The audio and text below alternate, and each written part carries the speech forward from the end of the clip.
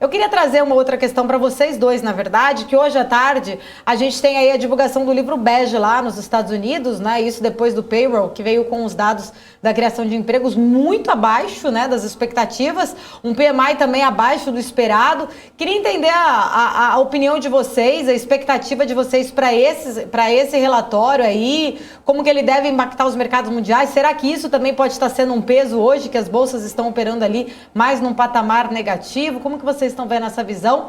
Começando com o Gustavo, depois o Marco. Fiquem atentos, eu acho, à questão de desaceleração. Se eles mencionarem isso, falarem, olha, já está desacelerando, já tem sinais de que as coisas não estão mais tão aquecidas quanto a gente imaginava, só daria mais combustível para o Fed demorar um pouquinho a redução de compra de ativos do tapering, que está meio dividido entre os próprios dirigentes, aqueles que querem começar agora no final do ano, dezembro, e aqueles que querem começar só ano que vem, no começo de janeiro, começo do primeiro trimestre. Se tiver muita menção a isso, é um problema, melhor, o mercado talvez até comemoraria, porque acharia que vai ficar mais tempo com os estímulos. Outro ponto é se eles vão mais falar sobre a questão de mercado de trabalho. Se eles vão dar algum detalhe, algum estudo, falar, ó, a gente reparou que tal segmento não está buscando emprego ainda, a gente acha que isso vai acontecer mais para frente. Acho que esses são os pontos. O livro bege, ele é bem incerto. Tem vezes que ele passa assim, extremamente despercebido no noticiário, tem vezes que ele faz um pouco de preço realmente, porque ele traz algum detalhe, alguma curiosidade que muitas das pessoas não estavam olhando. Ele é bem semelhante ao relatório trimestral de inflação aqui no Brasil, que tem boxes, às vezes, que são extremamente ricos de informação para o mercado financeiro. E você, Marco Saravalli, aí, será que esse livro bege hoje traz um pouco mais de ânimo, de esperança, de expectativa, ou derruba mais? E aí, o que você acha? É engraçado, né, Gustavo, como ao longo dos anos tem alguns indicadores que vão ganhando mais peso, assim, pelo menos no curto prazo, e outros vão deixando. Quando lá na crise de 2008, né, a crise originada ali do setor imobiliário, tinha um indicador que a gente olhava toda semana, que era o preço, né, de venda das casas usadas, enfim, todo mundo acompanhava o nível de preço, né? Hoje os dados continuam saindo, praticamente ninguém comenta, né? Embora os preços tenham subido, estão subindo, mas ninguém comenta com peso muito pequeno. O livro bege lá em 2008, 2009 tinha um peso absurdo, todo mundo acompanhava toda vez, indicador, enfim. Como o Gustavo falou, eu acho que o payroll continua sendo a principal sinalização, né? A gente precisa ver o comportamento do emprego.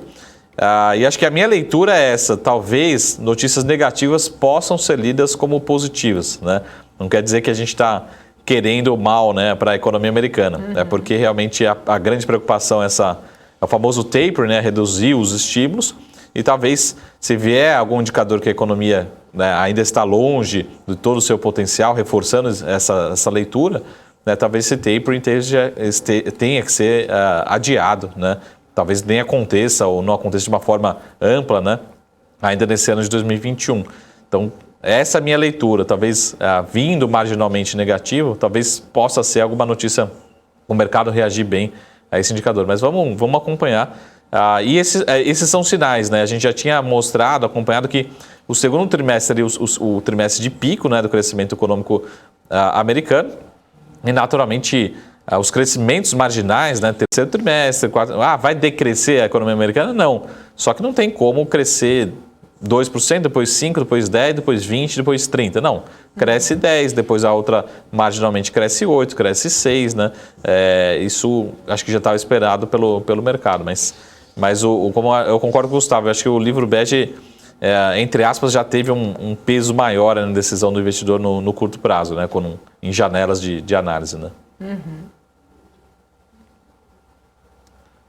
Perfeito. Eu acho que, eu entendo que, assim, um ponto que você pode ficar atento do livro bege também é a questão de turismo interno, se está continuando avançando, se por conta do aumento de casos, eles já estão notando que alguma região já está ficando mais travada, se as coisas estão fechando um pouco mais, se as pessoas estão com mais medo, enfim, isso é também relevante. Sobre o payroll, eu acredito que, assim, ele mesmo, a gente foca muitas vezes na taxa de desemprego e na questão de criação de vagas mensal, mas ao longo do tempo, ele alterna entre os outros indicadores que estão lá, que é um relatório que são relevantes. Há alguns anos a gente estava muito focado na questão de aumentos salariais. E também ainda ia para ficar muito focado.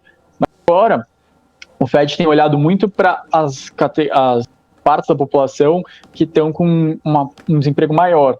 Você olha, a taxa de desemprego de todos, na média, está menor, mas as minorias estão com uma taxa bem mais acentuada, bem mais crítica, então por isso eles falam, tem que recuperar o emprego para todos. Não adianta que quem tem mais escolaridade está com um desemprego super baixo, está 2,5%, mas quem não completou nem o high school, não completou nem a escola, ele está com um desemprego bem mais alto.